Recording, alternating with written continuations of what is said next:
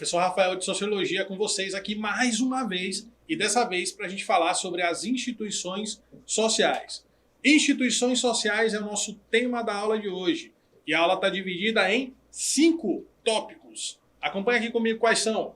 Primeiro, a gente vai finalmente entender o que são instituições sociais. Segundo tópico, vamos ver as características das instituições. Terceiro, vamos entender para que elas servem, para que servem as instituições sociais.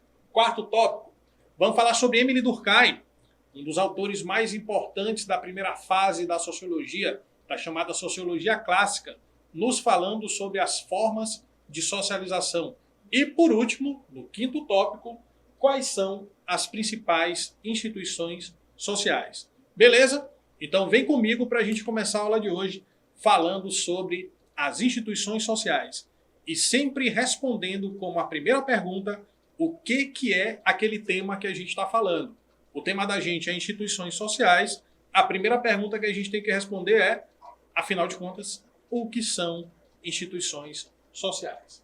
Instituições sociais são organizações da sociedade que existem para que haja atenção à coesão social e à organização social, que são quase sinônimos, tá? Uma sociedade bem organizada também é uma sociedade coesa, ok?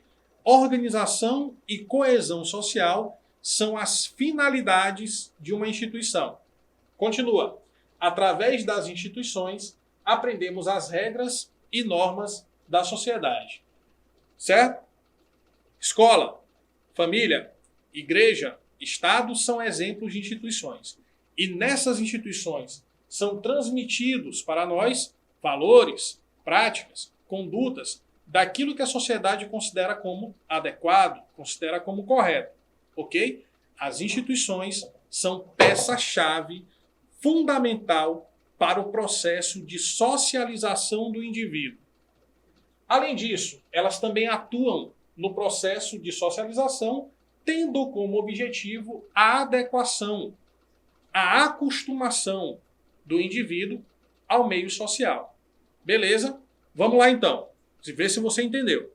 Instituição social. Organizações que existem na sociedade. 1. Que tem a finalidade de conduzir a coesão social. 2. E que fazem parte do processo de socialização do indivíduo. 3. Toda vez que eu lembrar de instituições, eu vou lembrar de organização, coesão e também socialização. Fechado? É isso que significa instituições sociais. Primeira parte da aula, então, tranquilo. Vamos para a segunda parte. Vamos entender agora as características das instituições. Olha só, você já sabe o que são as instituições. Agora você vai entender como caracterizá-las, como percebê-las através de suas características principais. Acompanha comigo aqui no quadro? Vamos lá. Devemos levar em conta que, para que a vida social seja levada a cabo, faz-se necessário que certas instituições atuem como, atenção, mediadoras de conflito entre a individualidade e a coletividade. Meus queridos, minhas queridas, a gente sabe que na sociedade nem tudo que a gente quer fazer a gente pode fazer. E nem tudo que a gente pode fazer a gente deve fazer também. Viver em sociedade é você conseguir negociar o que você quer, o que você pode e o que você deve. O que você quer, quem diz é você. É você que está querendo. Mas nem tudo o que você quer é possível. Porque existem regras, existem normas, existem leis, existe um conjunto de práticas que são aceitas ou não pela sociedade. Então quem determina o que tu podes e o que tu quer e o que tu deves é a sociedade. Você só estabelece o que você quer. Beleza? Então conseguir negociar tudo isso é exatamente mediar esse conflito que pode existir entre a minha vontade e o meu dever, entre aquilo que eu quero e aquilo que a sociedade permite que eu faça. Por isso que as instituições elas são fundamentais, porque através delas existe essa mediação entre a individualidade, o eu quero, e a coletividade, aquilo que a sociedade, que o meio social estabelece como possível, como adequado, como permitido. Fechou? Vamos continuar aqui. Nós, seres humanos, vivemos em sociedade. E isso é necessário até para a nossa sobrevivência. Né? Pensando até instintivamente, a vida em coletividade é fundamental para a sobrevivência do próprio ser humano. E temos a dupla tarefa de se desenvolver enquanto seres individuais e também seres sociais.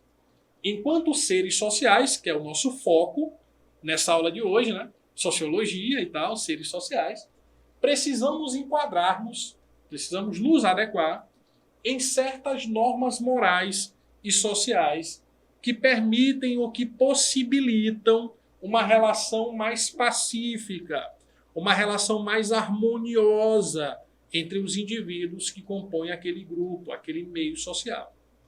E é através das instituições que aprendemos esses valores, essas normas morais, essas normas sociais, que possibilitam a gente viver de maneira mais tranquila, viver de maneira mais pacífica, mais harmoniosa. Essa teoria aqui é uma teoria que não surgiu na sociologia. A sociologia, obviamente, estuda isso. Mas a filosofia já tinha dito isso antes. Existem teorias na filosofia que também tratam sobre esse assunto.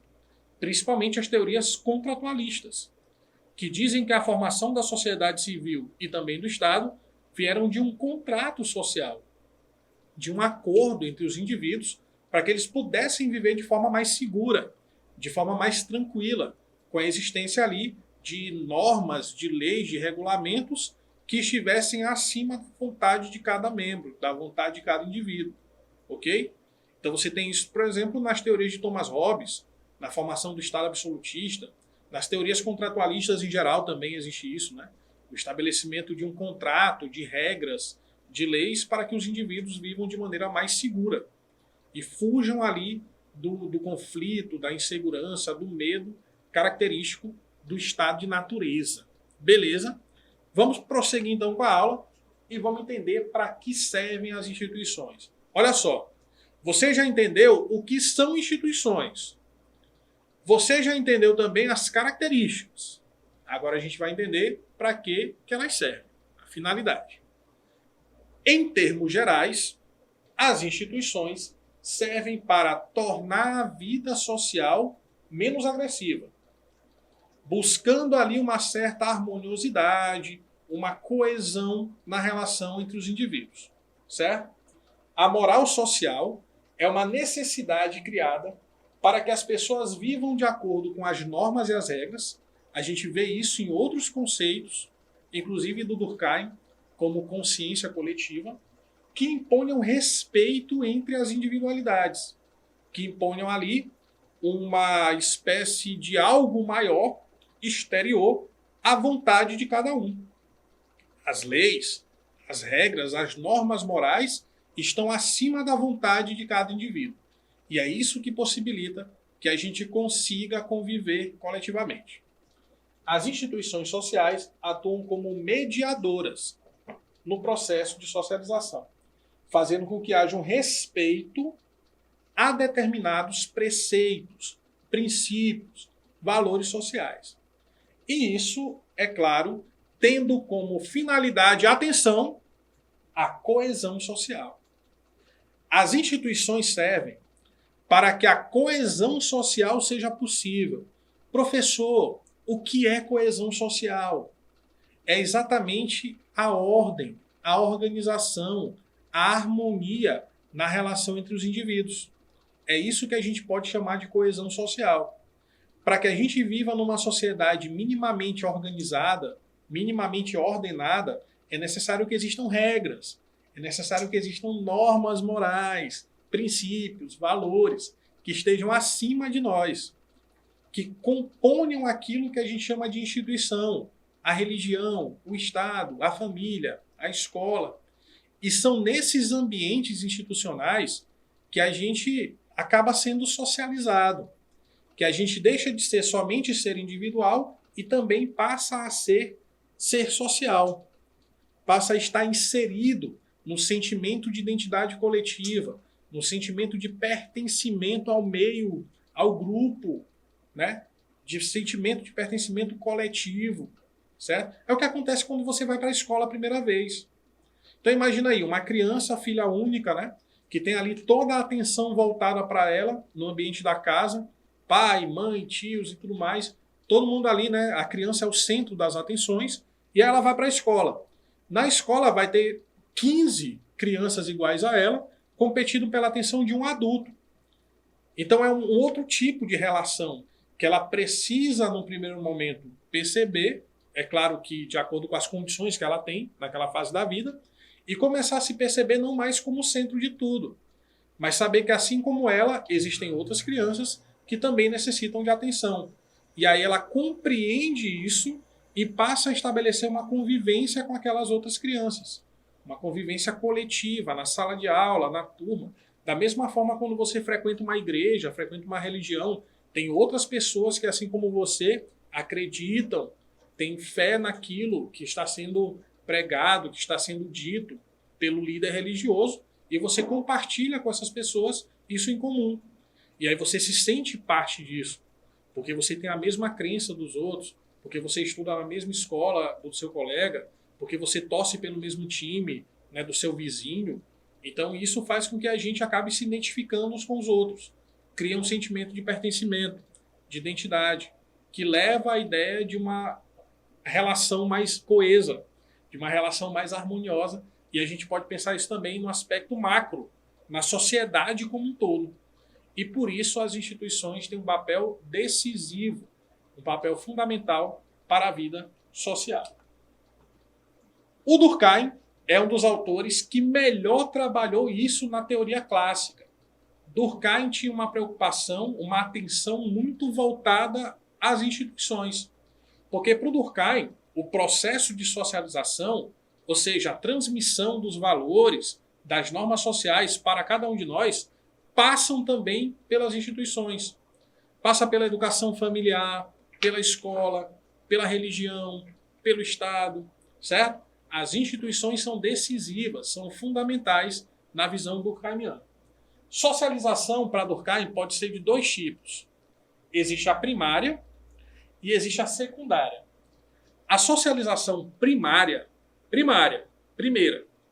ela é provida pelas primeiras instituições que a gente faz parte, principalmente a família. E como instituição, a família se baseia na afetividade, na construção de laços de afeto e intimidade. Essa é a socialização primária. A família é chamada de célula máter da sociedade. Célula máter significa célula-mãe. A sociedade começa pela família, certo? As outras instituições, elas são instituições de socialização secundária, que colocam o indivíduo em convívio com outras maneiras, outras formas de socialização, entrando em contato com indivíduos que estão fora do grupo familiar. A escola, a vizinhança, por exemplo, né? São relações desse tipo.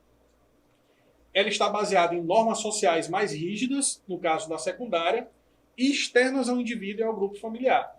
A igreja, a escola, o trabalho e o Estado são exemplos de instituições de socialização secundária. Beleza? Família, socialização primária. Trabalho, escola, igreja, socialização secundária. Fechou? Tranquilo? Vamos então para as principais instituições. Vamos caracterizar família, igreja, etc. Primeiro, família. Família, célula máter da sociedade, célula mãe da sociedade. A sociedade começa pelo núcleo familiar, pelo grupo de parentesco, beleza? Família, primeira instituição que a gente faz parte, primeiro grupo social que a gente compõe e durante toda a vida a gente pertence a ele.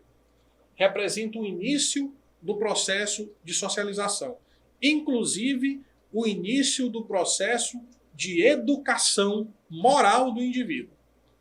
Toda vez que um colega seu, que uma colega sua, faz uma coisa que é reprovável na rua, as outras pessoas olham para o seu colega, olham para a sua colega e dizem o quê? Essa foi a educação que a tua mãe te deu em casa? Essa foi a educação que teu pai te deu em casa? Geralmente, essa é a frase que é dita. E não Essa é a educação que o professor te deu na escola. Porque quando você está falando de comportamento, você está falando de moralidade, de formação moral. E as pessoas reconhecem, em geral, que a formação moral se dá na família.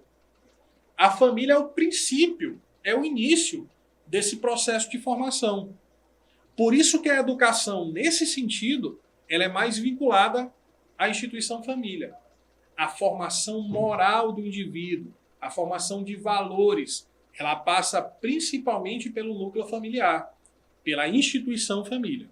Lembra disso, beleza? Por isso também é a socialização primária. Segundo grupo, igreja. Igreja geralmente é a segunda instituição. Ou então vamos colocar em geral, religião é melhor, né? Porque a igreja está muito restrito ao cristianismo.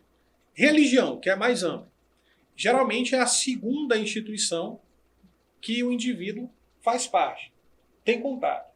As religiões apontam as normas sociais e morais que devem ser seguidas pela população de determinada cultura, tornando-se assim muito importantes. Inclusive o Durkheim, que a gente falou ainda há pouco, ele tem uma obra muito legal sobre religião, escrita em 1912, chamada As Formas Elementares da Vida Religiosa, certo? É considerada a última grande obra de Durkheim, As Formas Elementares da Vida Religiosa.